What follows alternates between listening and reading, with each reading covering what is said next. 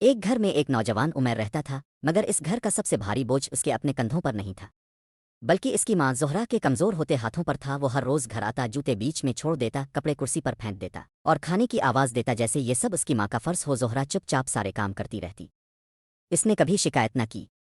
وہ وہی ماں تھی جو برسوں سے خاموشی سے اپنے بیٹے کی راحت کا سامان کرتی آئی تھی۔ وہ وہی ماں تھی جو راتوں کو جاگ کر اسے سلاتی رہی، اس کے رونے پر گھبرا جاتی اور خود بھوکی رہ کر اسے کھانا کھلاتی۔ مگر اب عمر نے زہرا کے ہاتھوں میں لرزش ڈال دی تھی، چلنے میں بھی تھوڑا وقت لگتا تھا، پھر بھی وہ روز اس کے پھیلائے ہوئے کام سمیٹتی رہتی۔ ایک دن ہوا یوں کہ زہرا زمین پر گر گئی، وہ کپڑے اٹھاتے ہوئے لڑکھڑا گئی تھی۔